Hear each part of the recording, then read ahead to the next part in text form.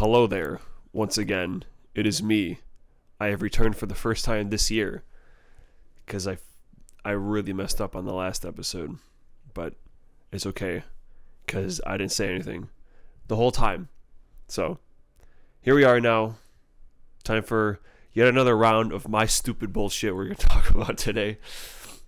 But unlike your last episode, you have witnessed all three of my things this time. So we can actually have a real discussion unlike the last time, which was very unfortunate. But here we are now. And I'm Nick. And I'm not going to talk at all this episode. Yeah, that's right. This is a David episode, fuckers. This is me. It's my time. But yeah, it's I don't have any super crazy things like, Battle Network 2 that no one ever played. I forgot the kid's name is LAN. Like a LAN party. LAN. And Mega Man is .exe. Fucking crazy of the times, blooming of the internet. So Capcom was like, we're going to make a game where Mega Man is a NFT. Is his name .exe? It's Mega Man.exe is how he's known in the canon. Hi everyone. Welcome to episode 39 of the Too Bad We Didn't Get Into Cars podcast. My name is Nick Scarpin Auto. And I'm David Kabushi Cars, and today we are joined by the first of many Volkswagen sponsored episodes. Today featuring the Bus T2. I don't know, it's just a dumb looking bus, but It's from the 60s, I think. 1970. 1970. It's thematically appropriate, but not for way later. So just deal with it for now. Yeah, we're not going to spoil what we're talking about now, even though... shit, it's in the title. It's in the title. You already know God. It's like a thing from Resident Evil 7. So. Yeah. And from now on, all of our vehicles are going to be like that because you know what? We're men of integrity and we're men of thematic importance. And so everything that we do now is going to have a meaning. Fucking couch. I'm going to be squeaking. I don't know if you can hear that. But you probably can't hear it. Well, before we dive into all of your stuff, I want to say happy 2 weeks after Valentine's Day. How did you and Haley celebrate? Did you get lots of chocolates? I worked all day. Hell yeah, brother. Yeah. Because love is work. And if you're not ready for it, then don't get into a relationship, Nick. I mean, everyone out there that's not in a relationship right now. Well, that's fine. That's fine. My personal grievances aside with my own love life. What the fuck, Ryan? What the fuck? It's like my manager knows I'm in a relationship, and he decided to fuck me on Valentine's Day. What a cock. Without even asking. What a cock, dude. Yeah. Well, at least did you at least get to do a fancy dinner or a romantic getaway later? Went to Outback Steakhouse. Yeah, the most romantic steakhouse of all. Because, dude, we try to look up like what restaurants are doing like Valentine's Day stuff. Sure. And most of them don't do shit. Like other than some pizza places that do like heart-shaped pizzas. Yeah, that's true. A lot of places just don't do shit. Or like at least not around here. You have to go to the city to find places that do stuff. Yeah. But Outback was like, yo, we got this 2 for $60 meal. You get an appetizer, you get a salad, you get an entree, and you get cheesecake. Cheesecake? Yeah. Australian cheesecake? I don't know if it was Australian, but...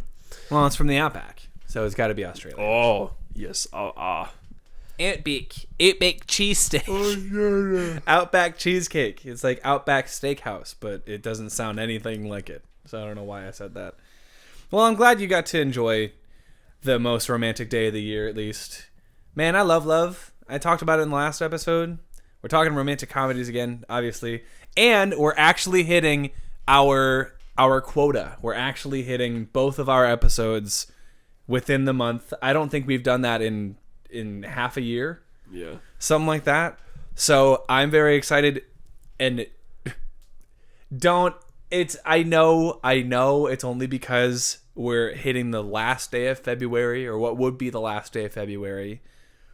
And we started late, and this is really our first episode after December, so we could have done this at any time, and instead we chose to. You know what? Stop judging us. Stop judging us. We're adult men that have adult men lives, and that's why I've been playing Persona 3 Reload nonstop for the past 2 weeks. And I finally got the girl that I like in the game to hug me. Which is... I'll never tell. Sorry, it's the only girl that you can hug early. It's Yukari. It's the main.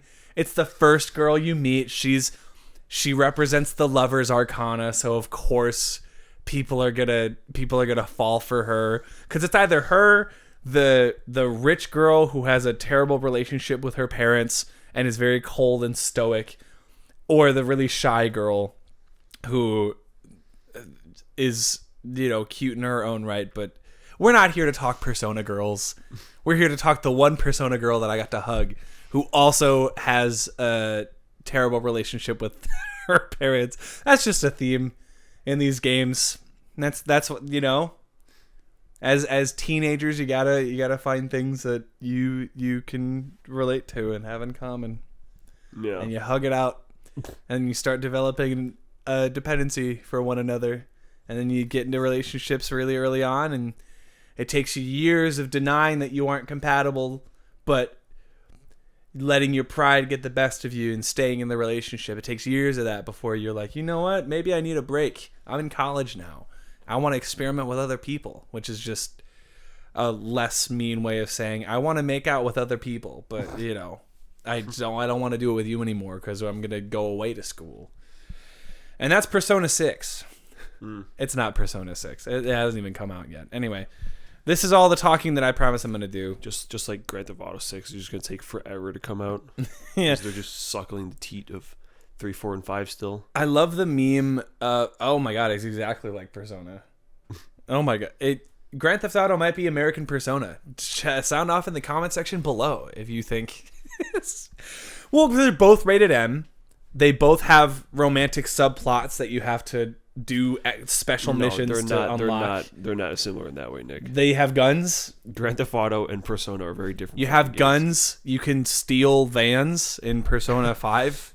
It's just one van, and he's a cat. They got that. They got that in Grand Theft Auto 5, right? Yeah, definitely. The cat van. Definitely are into it.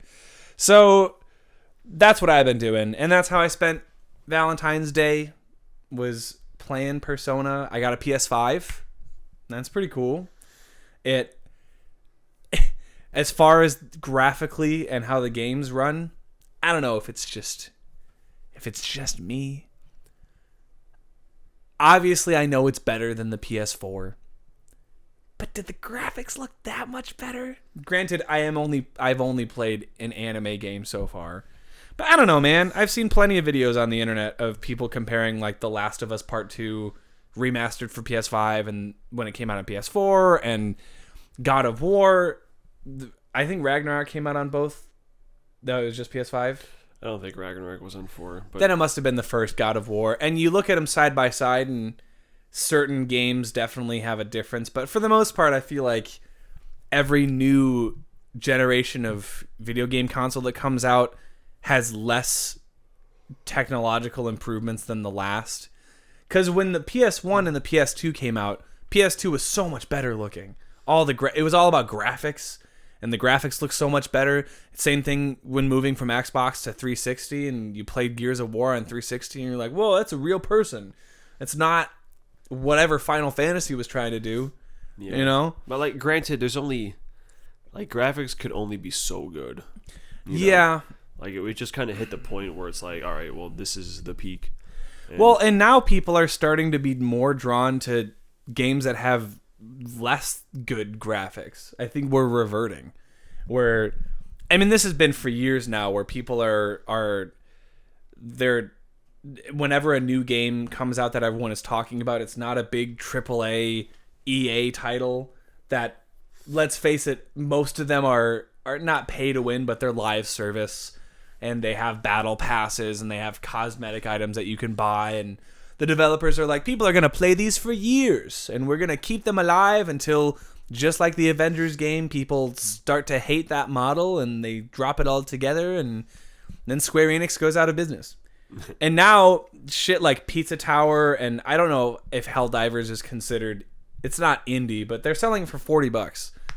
And the servers are literally filling up, and you can't, even if you buy the game, you can't play the game because the servers are full. And it's not like Helldivers 2 has bad graphics, but your absolute graphics aren't what sell a game anymore. And so it's hard to find games worth playing anymore, because I feel like a lot of companies are still trying to figure out what it is that people are looking for in games. So, I don't know, maybe we'll find out when we start talking about your favorite game for today. Your number 10 favorite game of all time. We're just hitting top 10. But before that, we got a couple other things to talk about. Hit 'em, David.